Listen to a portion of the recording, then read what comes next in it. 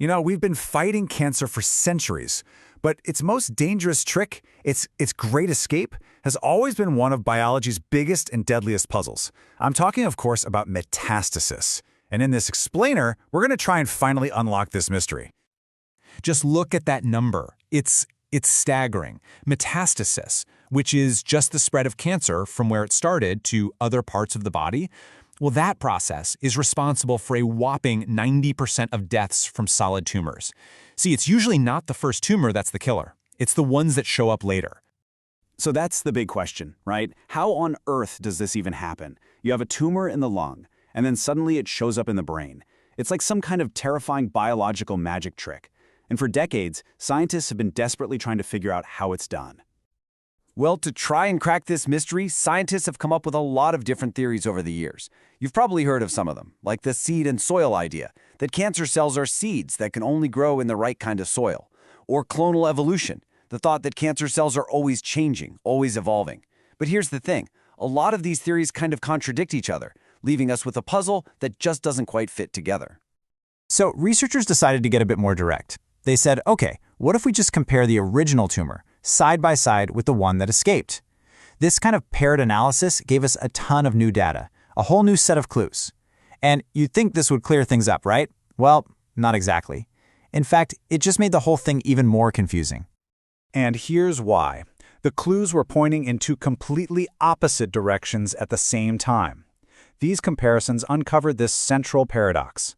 A metastasis is somehow impossibly both almost identical to the tumor it came from and at the same time critically different.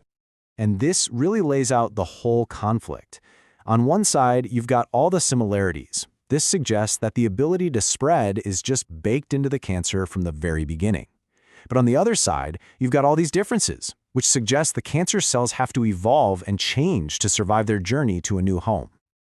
Okay, so let's dig into the similarities. We see that the original tumor and the new one almost always come from the same single ancestor cell.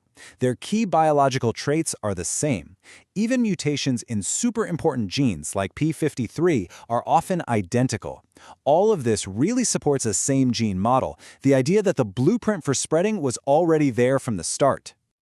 But then you flip the coin and you look at the differences. To survive in a new organ, a totally different neighborhood, the cancer cells have to learn new tricks. We see different mutations pop up in genes that control survival, like EGFR and BRAF. This is clear evidence of adaptation. And this totally backs up that other idea, clonal evolution, where the cells are constantly changing to get an edge. So you see the problem? Which one is it? How can a metastasis be both a perfect copy and a newly evolved monster at the same time? For years, this contradiction had researchers completely stumped, but a new model might just have the answer. Well, this is where a really elegant new idea comes into play. It's called the bioresonance hypothesis, and it proposes a way to finally solve this paradox and make sense of all these conflicting clues. Okay, stick with me here, because this is cool. The idea is simple, but really powerful. Think about two tuning forks. If you strike one, a second identical tuning fork nearby will start vibrating on its own. That's resonance. The hypothesis says cancer works the same way. The primary tumor is that first vibrating fork. A stray cancer cell that is spread somewhere else in the body is the second, silent fork. It only starts vibrating, meaning growing into a new tumor, when the conditions around it perfectly match the conditions of its original home.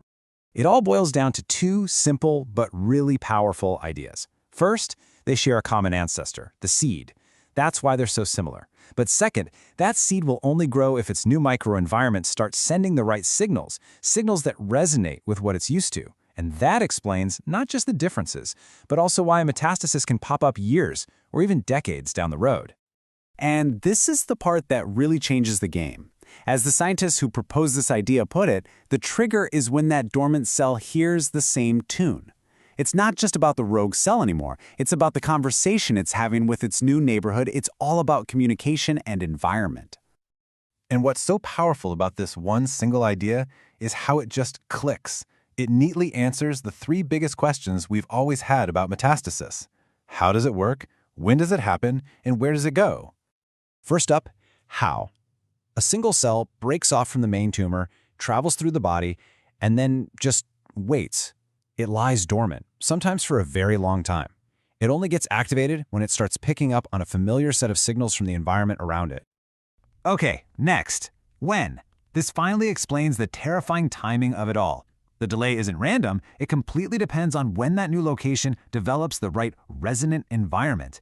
And that could be triggered by something like aging or chronic inflammation, things that might not happen until decades after the first tumor is gone. And finally, the where. Turns out, it's not random at all. Metastasis tends to happen in organs that are already friendly to that specific type of cancer. Maybe they have a similar origin from when we were embryos, or they react to things like inflammation in the same way. This is why we see these predictable patterns, why certain cancers almost always spread to the lungs or the liver or the bones. The soil is just naturally more receptive to certain seeds. Okay, so this is all fascinating science, but what does it actually mean for fighting this disease? Well, this is where it gets really hopeful. This new way of looking at metastasis gives us a completely new strategy to fight back. This is a total game changer. It's a huge shift in thinking. For decades, the main strategy has been to hunt down and kill every last cancer cell, to destroy the seed. This hypothesis tells us we should also be focused on changing the soil, on altering the environment those dormant cells are living in. If we can disrupt the resonance, we might be able to keep those cells asleep forever. And this way of thinking just blows the doors wide open for new ways to treat patients. We could use things like anti-inflammatory drugs to make your body a less welcoming place for cancer to spread. So it leaves you with this amazing, hopeful thought.